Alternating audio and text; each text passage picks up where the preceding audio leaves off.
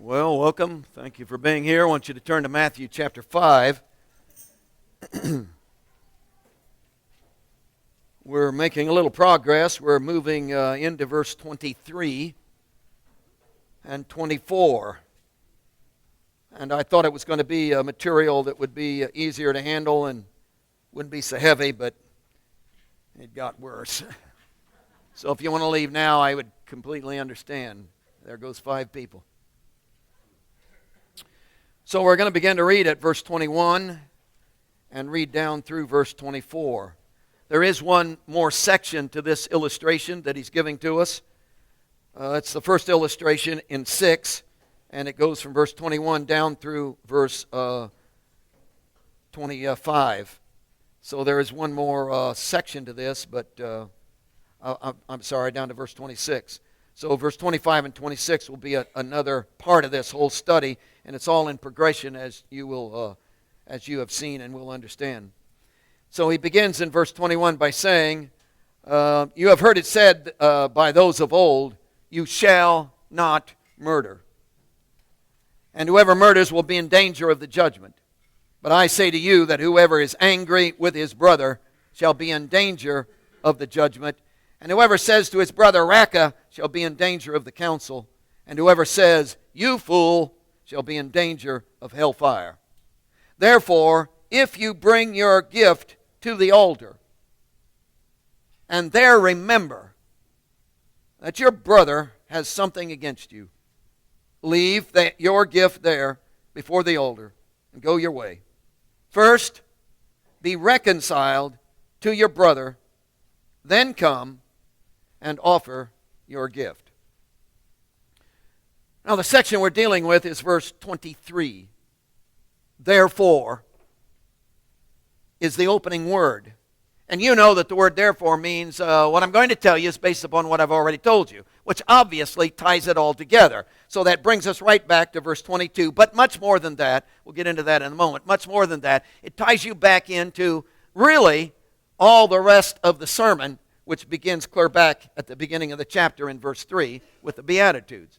So it ties all of that together and really becomes the foundation for which he's going to base this particular statement upon.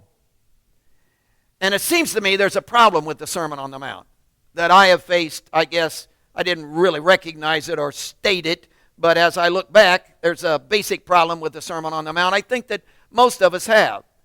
And the basic problem is that we read the Sermon on the Mount, say it's true, but all of these statements seem so unreasonable. I mean, the most favorite statements in the Sermon on the Mount are stuff like turn the other cheek. If a guy hits you on this side, let him hit you on this side. And hey, but really down underneath it all, it really sounds unreasonable. The whole concept of going the second mile. I mean, that's really great. Hey, bless God. Yeah, you make me by law, I have to carry your packages a mile. But hey, not the second mile. And if I carry him the second mile, then the question becomes, what if you want me to carry him the third mile? And then what about 4 miles? And when do I say, hey, carry your own stupid packages? You're not going to take advantage of me anymore. See, the same problem exists with the turning the other cheek thing. You hit me here, okay. Now hit me here, okay. When do I finally look at you and say, you hit me again and you've had it? Because I'm manly. And you're dead meat. So when do I say, hey, enough is enough? When do you draw that kind of line? Now, the reason, and you could just walk through the Sermon on the Mount, just statement after statement, and we look at it and say, I believe it. Yeah, I believe Jesus. But at best, it's idealistic. I mean, who could? Come on. I mean, whoa.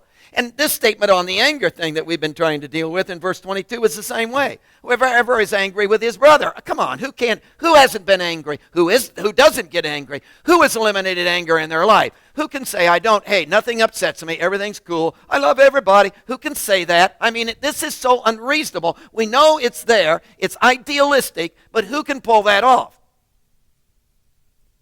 After all, I'm an emotional person. And hey, my emotions build, and finally there are points when I have to release some of what's going on inside of me. And if you happen to be there when that takes place, well, thank you. Because I can't hold it all in. And I'm an emotional person, and I do the best I can. And we look at the Sermon on the Mount and see it as idealistic, and we ask these questions, well, who can do this?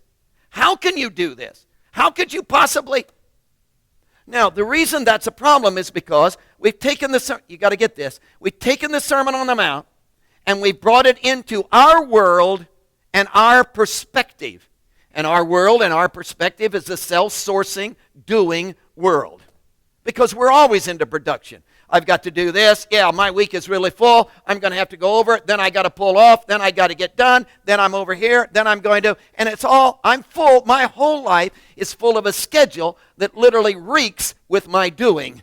And when I get done, I'm the guy that gets paid for it. I'm the guy that gets the applause. I'm the guy that got it done. I am in a doing world.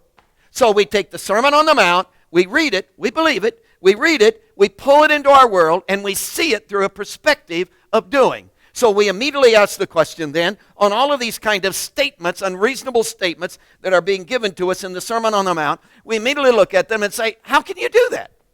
Give me the 12 steps. Do you have a seminar on it? How am I going to pull that off? What do you recommend? What's the formula?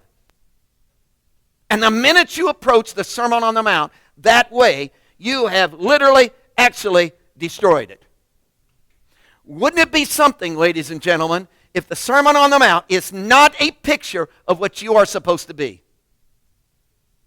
Hey, consider this. Wouldn't it be interesting if in the Sermon on the Mount, he's not giving you a list of rules, he's not giving you instructions on how to act, he's not giving you situations and how you should respond. Wouldn't it be interesting if in the Sermon on the Mount, this is not about you at all? Wouldn't it be interesting if the Sermon on the Mount is a picture of the nature of God?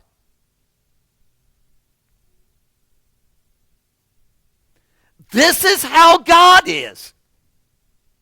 If you want to know what your Heavenly Father is like in relationship to you, let me tell you, He turns the other cheek. He goes the second mile. Well, how far does He go on that kind of pattern?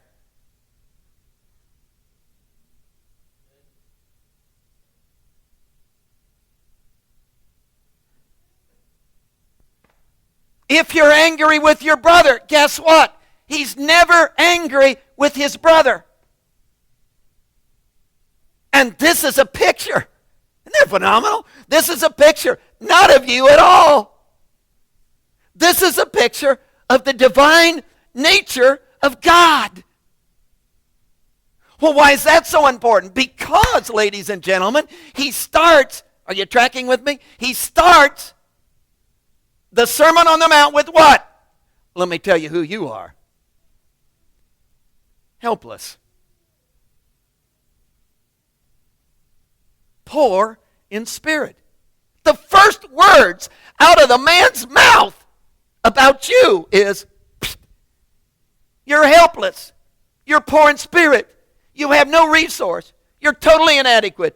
You can't do it. It's foolish to give you a list of what you should do because you can't pull it off. It's ridiculous to tell you 12 steps because you can't do them. There's no need to do that. Why? You are totally, absolutely helpless. Helpless. And it's the worst word in the Scriptures for that poor kind of thing. You are absolutely destitute. Absolutely. And we go over this and over this, but then you forget. So this is absolute helplessness, people. In fact, you are so helpless that the way you are to respond to your helpless is equal to mourning. You are to look at your helpless as if it's your closest companion, your mother, your father, the love of your life who's just died. And you are to grieve. You are to embrace it to the point that it's literally yours, intimately yours. And when you embrace that helplessness, you know what's going to happen. The very nature of God himself is going to come and your helplessness and his nature are going to merge together, and you're going to be a new creature called the kingdom of God, and the nature of God is going to begin to spill through you, and it's going to look like meekness, and it's going to look like mercy, and it's going to look like purity in heart, and it's going to look like peace in your soul, and it's going to look like joy in persecution. And you say, what? That's not a picture of you. That's a picture of his nature in your helplessness. So you can't take the Sermon on the Mount and even this section we're dealing with about anger and all of this and drag it into your perspective and say, well, how am I going to do that? Well, obviously you're not, because this is not about you. This is about who he is and what he wants to be in you when the two of you get together. Please, he's begging me just to embrace my helplessness. And this would take place in my life. That's phenomenal. So I'm trying to propose to you that the problem with the Sermon on the Mount is we take these things and say, oh, I believe that, and drag it into our lives from our perspective and say, well, how am I going to do that? And it doesn't work. So you've got to allow the Sermon on the Mount to stand where Jesus places it in the nature of God. And would you be filled with him? Now, as we move in, so he says, therefore, and moves into this section. So based upon that, now the immediate reference of therefore, of course, is verse 22, 21, and 22. So as you come to verse 21 and 22, he moves just quickly from murder right into anger. And as he moves from murder into anger, we first of all get this idea, and there's three of these, they kind of flow together, the idea of indication. He says, what I want to do for you this morning, he says, in verse 23 especially, and verse 24, is I want to tie this concept in with what I've already told you. And he gives the word therefore. Now in verse 22 he says, I say to you that whoever is angry with his brother shall be in danger of judgment, and whoever says to his brother Raca shall be in danger of the council, and whoever says you fool shall be in danger of hellfire. Therefore, now the indication is that you have to deal with this. The reason is because of hellfire. In other words, the punishment of this whole thing is so severe. What you're up against for your life is so devastating, so annihilating, so destructive that you got to deal with this. You can't. It's like having cancer eating your whole system and say, I'm not going to worry about it. See, it's like you got to deal with this. You got to face what's going on in your life because this is absolutely severe to the very core of the system. Now, last week we tried to convince you in verse 22 that this is not in a progression. In other words, he's not starting out with a lesser crime and a lesser punishment, moving to a more severe crime with a more severe punishment, and then finally the severest of crimes with the severest of punishment, which is hellfire. He's not doing that. It's all one deal. So this is not in a progression at all. In fact, I tried to convince you, and this may have been a little confusing due to my language, but I tried to convince you that there's not levels of punishment at all. In fact, I said boldly last week, let me restate for you, that there is no punishment. If you're worried about punishment, forget it. God never punishes. God's not into punishment. There is no punishment. If I'm angry, will God punish me? No. If I murder, will God punish me? No. There is no punishment, folks. Now, the reason I say that is because punishment means one thing to me. Now, it may not mean that to you. And if it doesn't mean that to you, then, hey, you've got to adjust my language. But punishment for me is, here's a rule, here's a law. And if I break this rule, then there's this over here, whatever this is, the law of the land, the police of the land, my dad, Santa Claus, my wife, whatever it is going to come and get me, and it's going to punish me for what I did. In other words, punishment is an imposing upon me something to straighten me out for what I did. It has nothing to do with what I did. It has to do with something they're going to do to me because I did something. That should be easy. Wednesday night we talked about it in terms of Wilson County Jail. Hey, I break the law. What do? They come and get me and slap me in a cell, and I'm there 22 hours locked up in that cell. I get out 2 hours to roaming around in a little bigger room. Then they put me back. I eat stinking food, and I have to stay there, and I have no books to read, and I can't have a hardback book, and I can barely watch TV, and they're punishing me. That's punishment. I did this, so you're going to do this.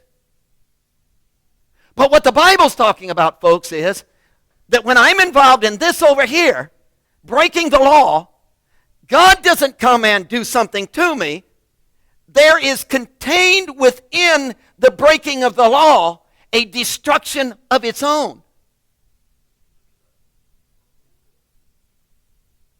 God isn't imposing this upon me. It's eating at the heart of what I'm doing. And sin is not punished by God. Sin carries with it its own destruction and eats at my soul and destroys me to the point that it brings me to a place called hell. Now, I believe there's a real place called hell. I believe there's a real place called heaven. I don't believe God sends anybody there. I think the very sin of our system and engulfing our lives in the very fire of its own passion draws us to that place until we spend eternity in that place. I do not believe that God made a jail cell called hell and said, you do that and I'll put you there. That's punishment. He didn't do that. Contained within the very essence of breaking his law and in the very essence of sin, and in our case, in the case of the verse, in the very essence of anger, there is this passion and there is this cancer and there is this burn and this fire that eats at my soul, and as long as I dwell in that, you know what that's going to do? That's going to burn me up, brother. It's going to take me to a place of absolute destruction, and the end result of this will be there, and God is going to stand back all the time and say, oh, don't go there. Don't be involved in that. Get over that, please. So that's why I boldly state to you, there is no punishment. There are consequences, absolutely. There are deep results, absolutely. But God is not He's not against you. He's not punishing you. Now, in our passage, the reason that's so important is because in our passage, he moves from murder right into anger. Doesn't blink an eye, man. Puts them on the same plane. And then he moves into expressions of anger, like, you idiot! And he picks out raka and you fool, which are the most common statements of his day. I mean, everybody said that. I mean, you drive down the road, somebody cuts you off, you idiot! That's the kind of thing he's talking about.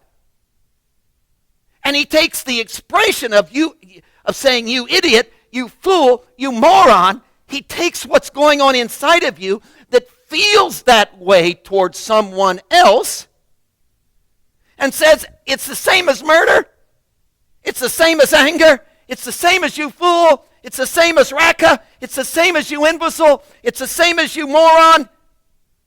Because of what's going on inside of you, the punishment, no, there is no punishment. The consequence, what's going on inside of you, because of the condition of the way you feel about people, that is eating you alive, and the end result of that is hellfire. For all of it.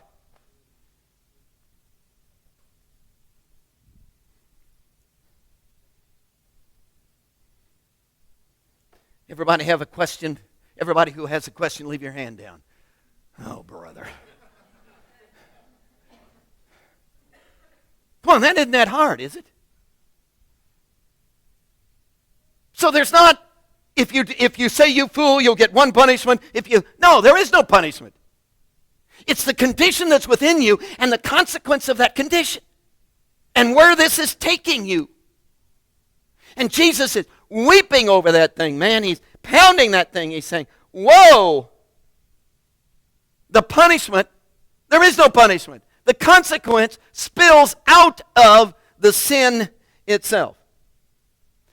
Now he comes after he says, hey, here's this condition of murder, anger, you fool, raka, all of these expressions, all talking about something that's inside of you, a reservoir that's within you that's spilling this stuff out in your life. And I'm telling you, that reservoir is going to end up being equal to hell itself. The consequence of all of that inside of you is going to be hell itself. In light of that severe consequence, therefore,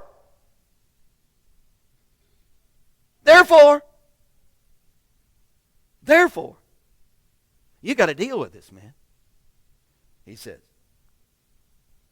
And he gives this statement. If you bring your gift to the altar, and there remember that your brother has something against you. Now, that's an interesting statement. Your brother has something against you. In other words, if you come to the altar and remember, oh, no, I hate his guts. Well, what if you come to the altar and say, no, I don't hate anybody, but somebody hates me?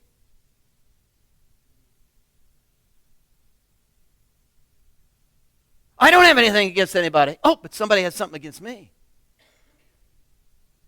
I don't have any hurt towards anybody, but somebody has hurt towards me. See, he covers that. If your brother has something against you. In other words, he's calling us to clearing the air. This is awful, isn't it? Clear the air. Do everything you can possibly do for reconciliation. Go all out. Whatever it costs. However far you have to go. Well, how far am I supposed to go? How far did Jesus go?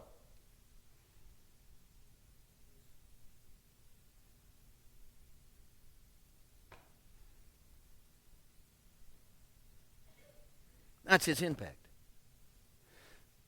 Now with that, so here's what we've said so far. Therefore, it's based upon the fact of the severity of the consequence of what's going on inside of you. And due to that consequence, oh, listen, you've got to deal with this because this will absolutely destroy. So go all out, go as far as you need to go to clear the air and to remove the obstacles. We come together that far? Now he moves one step further. It says, let me talk to you in light of that about intimacy. Listen to this. If you bring your gift to the altar. Now, bringing your gift to the altar, he's talking to his culture. And of course, his culture, Jewish culture, the ceremonies, the stuff that they went through, the way they went through it. And what was their pattern? They didn't come to church, raise their hand and sing and clap their hands. Well, they may have clapped their hands. They may have did psalms, but it was a different kind of structure. They did ceremonies. They did sacrifice offerings. They did that kind of thing. So the symbol that he's using here is, you have come with your gift. A lamb, a dove, whatever you're capable of. You've come with your gift. You're standing at the rail. There was a rail there, and the priest was on that side. You were on this side. You got in line. It came your turn. You're standing there with your gift. You're going to give this gift to God. The purpose of this gift is to plead for divine mercy. The priest is going to come, receive your gift. He's going to go back, give it to God in terms of the sacrifice and the sacrifice offering and altar. And you are going to stand there with your head bowed, meditating, because he is pleading for divine mercy for your life with this gift. So basically, the gift idea is you're coming, seeking, longing, wanting to be blessed by God, wanting divine mercy, wanting oneness, intimacy, wanting nothing between you and God, so that God doesn't hold anything. There's no barrier between you and God. That's the impact of the bringing of the gift. Now, that's in his culture. Bring it into our culture. That shouldn't be hard.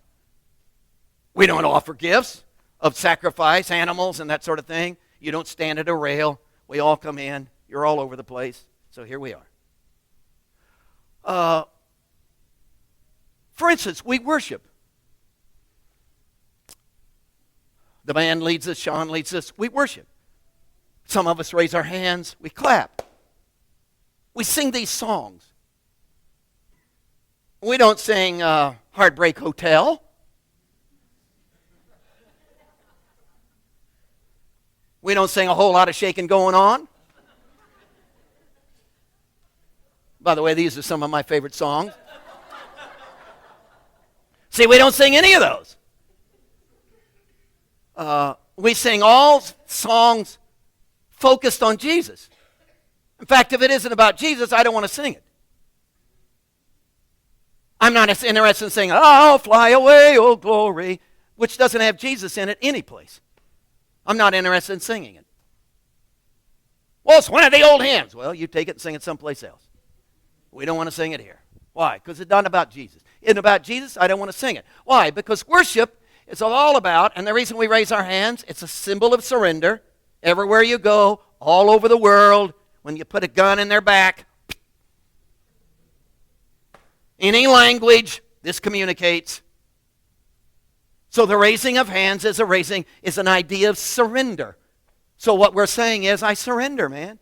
Jesus, I'm surrendered to you. I'm giving my gift. So the very act of worship is what? Singing to Jesus, saying, "Oh, here's how I feel about you." And I'm pleading and opening and seeking and desiring in my life for divine mercy. Please let divine mercy. I don't want anything between you and me. I want the communication lines wide open between you and me, Father. And whatever it takes, oh Jesus, thank you for dying, so that I can have a clear view, a clear an intimacy with you. So I'm saying to you that the whole worship scene within the church is the same and parallels to this offering a gift.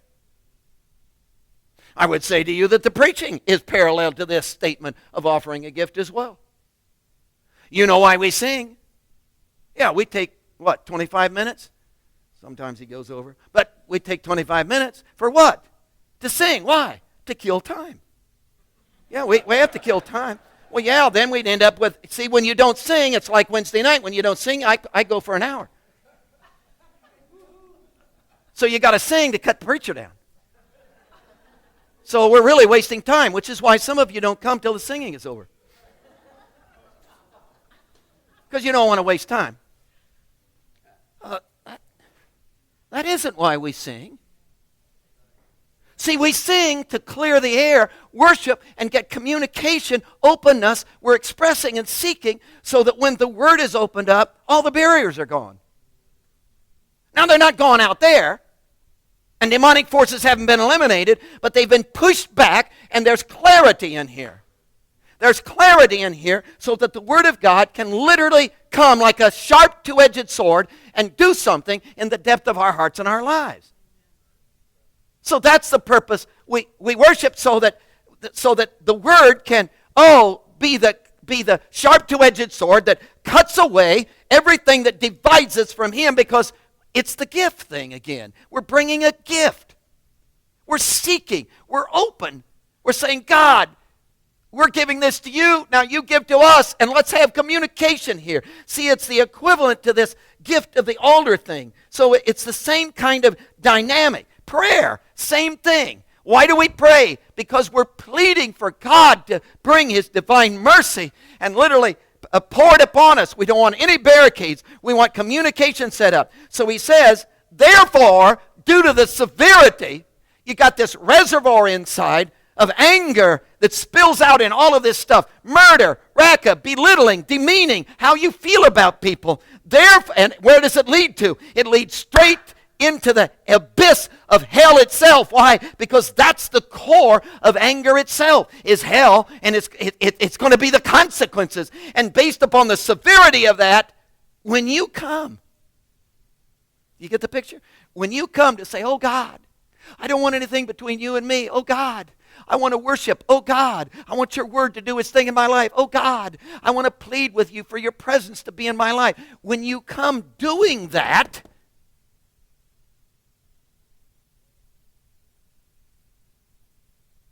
Look at the verse. And there, remember. The word there is really interesting. There's one word. That's a translation of one word. It's the idea of in a particular place, in a particular spot. In other words, at that very moment. See, you're into, oh God, come upon our lives. Oh God, we want to be one with you. Oh God, we want intimacy with you. Oh God, we don't want any barriers between us. At that very moment, at that place, what happens? You remember. You remember. You remember that your brother had something against you. Well, what's your response to that? You are to quit the worship. Don't raise your hands. Don't seek in the Word. You are to leave that seeking, and you are to go to your brother and say, we got to clear this up. If I'm mad at you, hey, here's my grievance. Help me work through this. Maybe you didn't mean what you said. Or if you have something against me, hey, what do I need to do? You think I owe you money? I'll pay it. I don't know it, but I'll pay it. I don't care. Why? Because this is the severity of hellfire. See, this really matters. And I don't want whatever it takes to clear this up. I want to do that.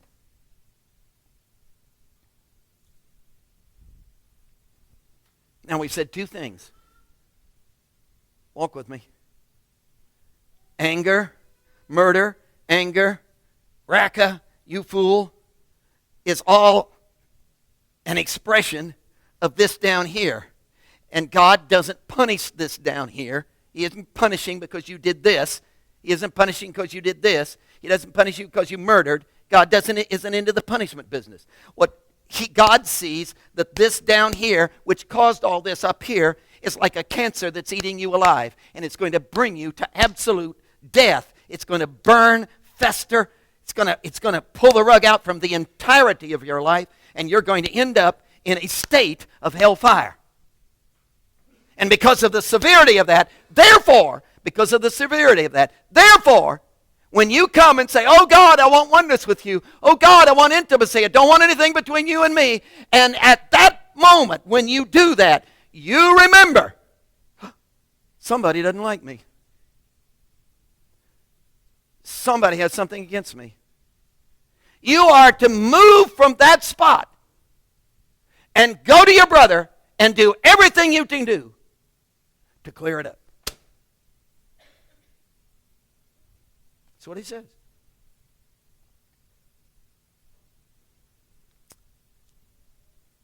Now, if you've gone that far, go the last step on this concept. The last step is, back up, verse 23.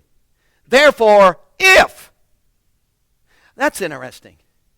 If you bring your gift. If is not the normal word for if, and we've dealt with that at other times, and it can be a little confusing, but it's suppositional in its impact. It's not conditional, it's suppositional. If that doesn't mean anything to you, don't worry about it. I'm not sure I got it figured out either.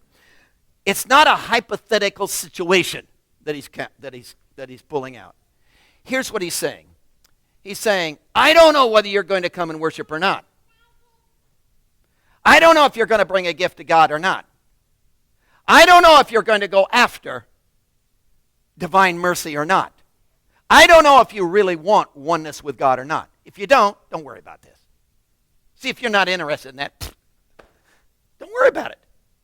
You don't need to concern yourself with this at all. But if you bring it a gift, if you're really serious about this, if you say the core of my life wants intimacy with God, I really do want to be one with Him.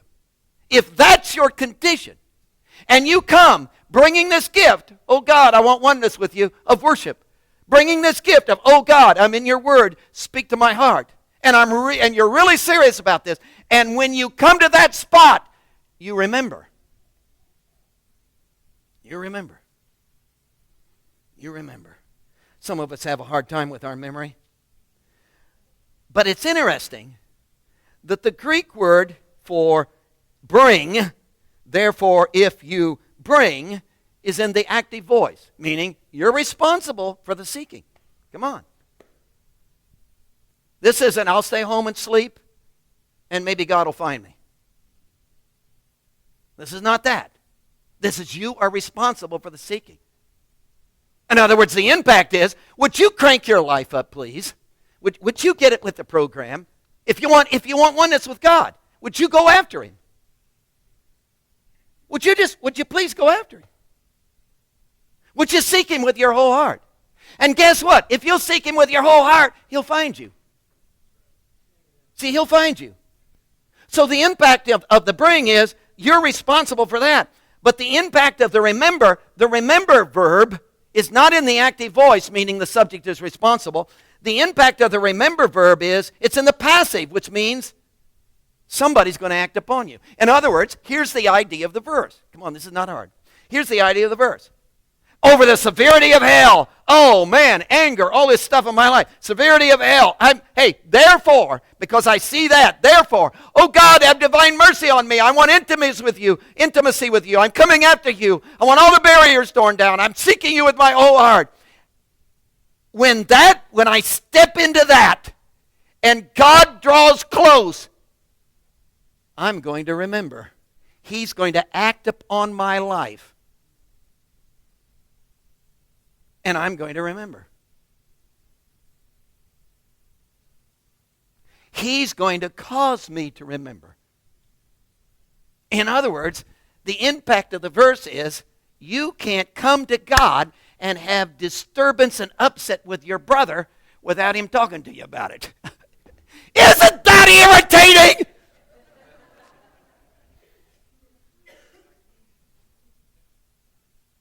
It makes you want to come to church and just raise one hand and fake it. I mean, doesn't it? Because the minute you go after him, he's going to talk to you about all your relationships. And I keep telling him, I don't give a rip about them. I just want you.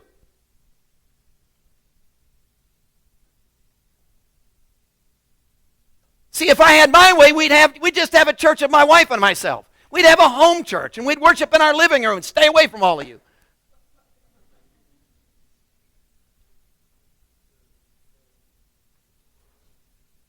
But he doesn't allow that. Isn't that interesting? That somehow my relationship with you has something to do with my relationship with him.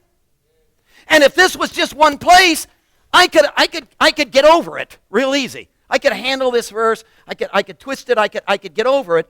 But he's all over it. Well, how are you going to live without upsets and disturbance and hurts and angers and grievances with other people? Well, you can't. I can't control what's going on in you. But this is not about what's going on in you. This is about what's going on in me.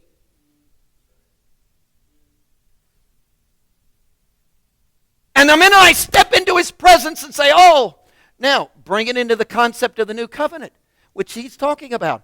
Here I am in my absolute helplessness. He's come in his overwhelming resource, and we've become the kingdom, and he dwells within me, and his nature is being expressed. That means moment by moment in my life, God is going to consistently, constantly correct my response to my brothers. So this isn't, well, I've had a grudge for 50 years. I guess I'll have to get over it. This isn't that. This is, I'm going to live in his presence. And as I live in his presence, his nature is going to begin to do what? Express love towards you in spite of the way you are.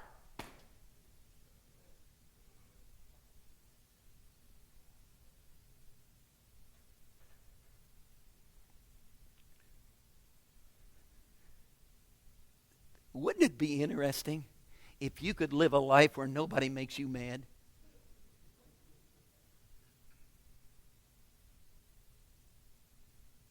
That's impossible. I know. Have you tried? Yes, I've tried that.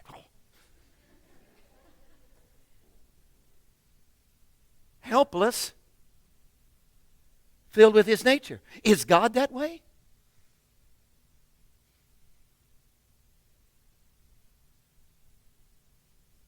This Sermon on the Mount, folks, is not a picture of you.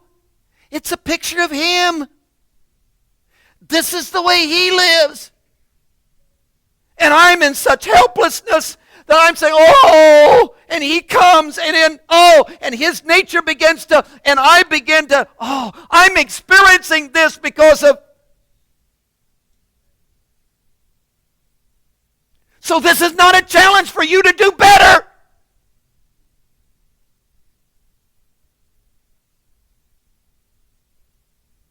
And I don't know how we missed all of this, but see, I was raised on the idea that you should do better, and if you don't, God will punish you. What? In the first place, I can't do better. I'm helpless. In the second place, God doesn't punish people.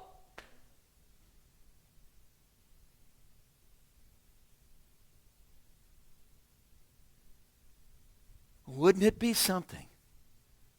So come on, folks, don't look like you look. This is not a finger in your face. This is not a bawling out. This is a, whoa, do you know what the possibilities are here? We could actually be embraced by the very nature of God and live without anger.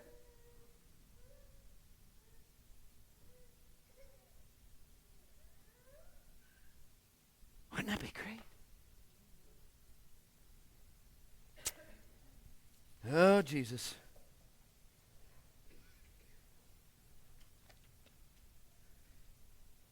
In their context, it was come to the altar and offer a sacrifice. But then it was only when they came to the altar. But in our context, good night, you come to live within us. So this is always happening in our lives. And as we live in your presence, you're correcting our relationships. Consistently, moment by moment, correcting us, flowing through us, breaking down all the walls.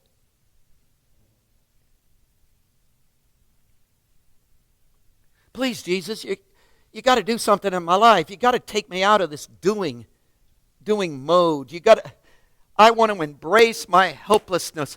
In the name of Jesus today, I confess to you, this boy is absolutely helpless. I can't pull this off. There's the whole standard of the Sermon on the Mount, the whole bit about turning the other cheek.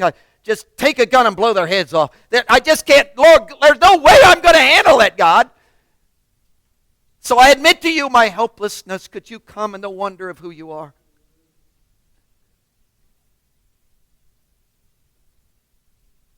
And could you begin to flow through, and I see it, my family. They don't need anger out of me. They need a display of how you feel about them through me.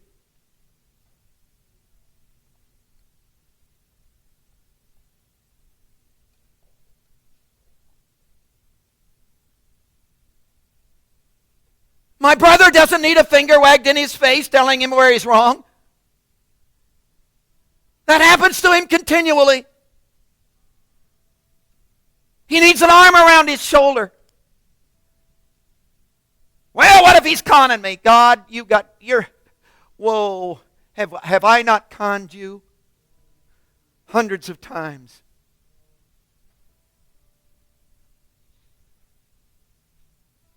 And did you not turn the other cheek?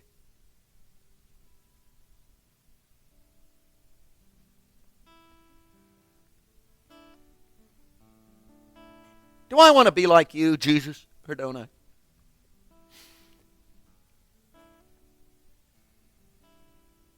Maybe my whole spiritual life is a big con. All I've done is come and con you. Yeah, I'll serve you a little bit, do a little few things, and keep me from going to hell and take me to heaven. And maybe and it helps me to feel better. And maybe this is all. Do I really want to be like you?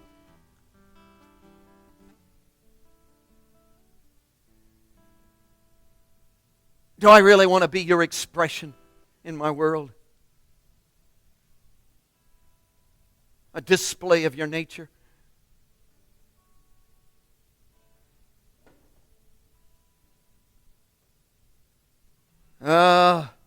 As we've worshiped, as we've gotten into your word,